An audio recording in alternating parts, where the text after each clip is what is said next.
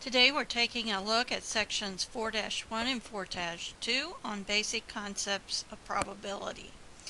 And at the end of these sections, we will be able to perform the following outcomes.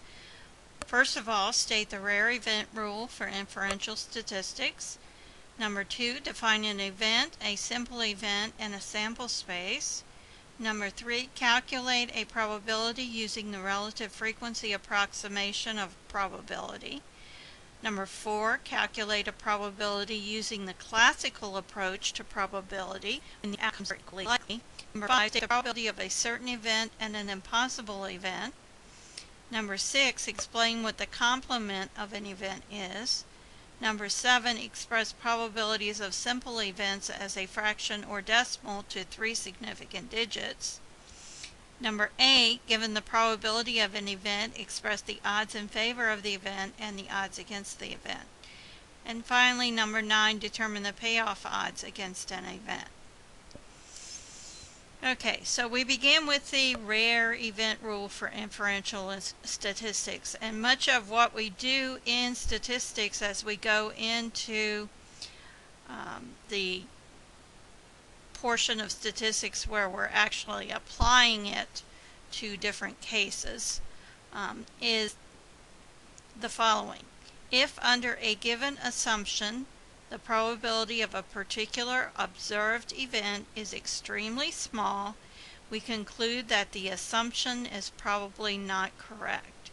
So we make an assumption and we observe whether a particular event, the probability of that event is extremely small. If it is, then what we do is we conclude that the assumption is probably incorrect. Alright, so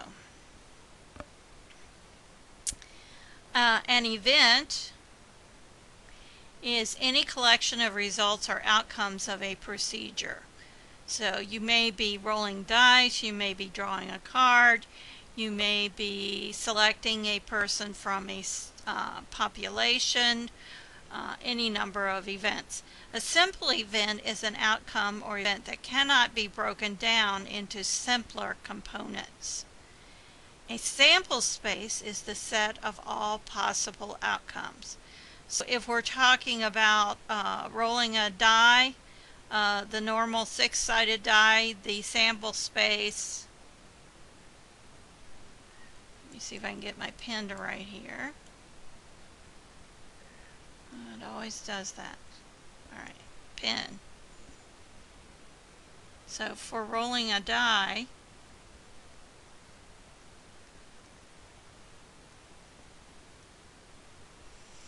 the outcomes would be either a 1, a 2, a 3, a 4, a 5, or a 6. So we simply list those. So that would be our sample space.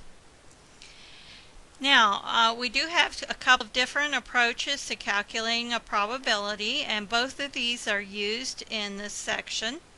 First is the relative frequency approximation of a probability. This is something that comes from actually doing an experiment or performing a calculation based on results that are collected. So if event A has if A is an event that may happen when an experiment is performed, then probability of A is found by taking the number of times A occurred by the number of times the experiment was performed.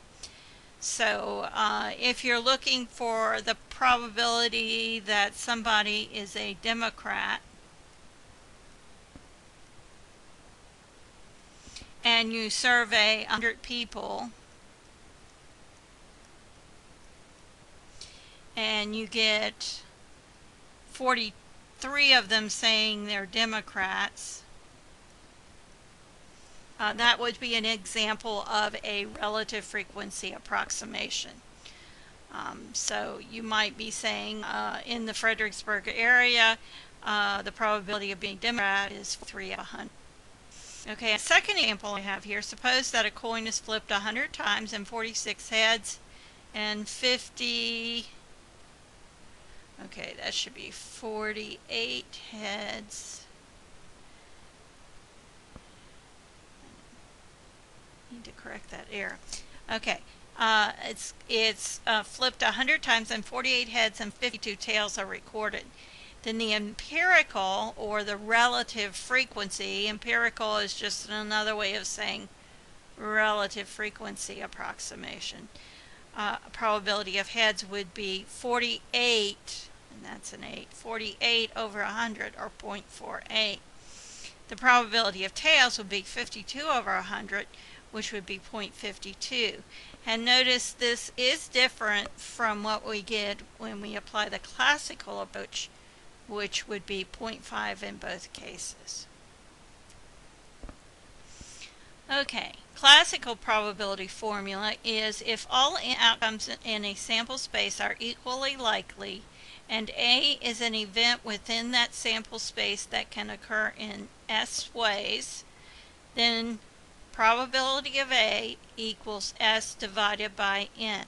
And again, note you have to verify that the outcomes are equally likely when using this approach. So when you're tossing a coin, probability of heads would be a half. Probability of tails would also be a half, because there's one way to get heads out of a total of 2, one way to get tails out of a total of 2. So suppose we consider rolling a single die. What is the sample space? Well, we have 6 equally likely outcomes. So I'm going to list those. 1, 2, 3, 4, 5, 6. Probability of 2, there's 1, 2 out of 6 possible. Probability of 5 is a 1 out of 6. Probability of a 7, there aren't any 7s. So that's impossible, so that would have 0 probability. Now, for rounding off probabilities, we want to either give the exact fraction or round off the final answer to 3 significant digits. 3 significant digits, remember, leading zeros are not significant. So you want to start with a non-zero number. Zeros in between would be significant, or if they are at the end, when you round, it would be significant. Law of large numbers. As an experiment is repeated more and more times, the proportion of outcomes favorable to any particular event will tend to come closer and closer to the theoretical, and let me put classical, probability of that event. So we're talking about theoretical is the same thing as classical. Okay, now we know some things from what we have done so far. The probability of an impossible event, as we saw up above, was 0. The probability of a certain event is 1. For any event A, the probability of A is always between 0 and 1 inclusive. That is 0 less than or equal to the probability of A less than or equal to 1. So you shouldn't have any negative probabilities, and you shouldn't have probabilities that are greater than 1. Probability of event A is denoted by P parentheses A. The probability that event A does not occur, and you're going to have to add this, you put a bar over the A. Odds in favor.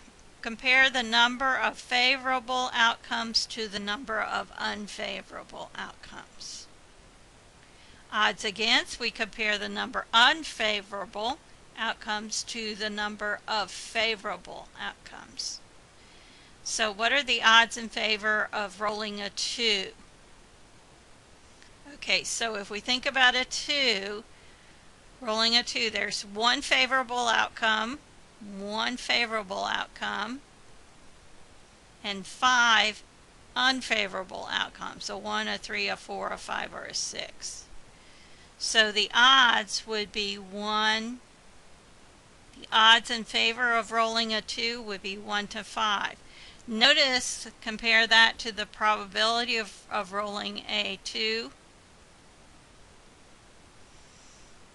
The probability, whoops, I want to put it probability of a 2 would be 1 out of 6. I got ahead of myself. So notice the odds are slightly different.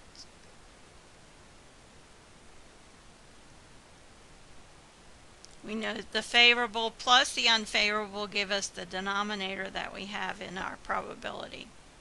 The odds against rolling a 2 would be 5 to 1. We just flipped the order. The odds in favor of rolling an even number would be 3 to 3. There are 3 odds and 3 evens. So we could reduce that to 1 to 1.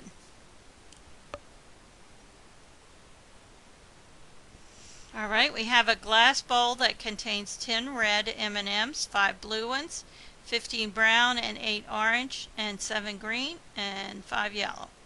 What are the odds in favor of drawing a red M&M if one is selected at random from the bowl? Okay, so we need to add these up. We have 10. Let's see, that's going to make 20. If I add those 15, another 20. I think we've got 50 in the bowl.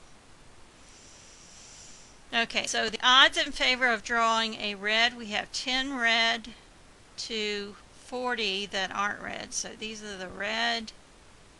These are the ones that are not red. And we could divide both of those by 10 to get 1 to 4. The odds against drawing a red would be 4 to 1, unfavorable to favorable. The odds in favor of drawing a green, let's see, what do we have? 7 greens to, 43 that are not green. Okay, the payoff odds against event A occurring are the ratio of net profit if you win to the amount that you bet.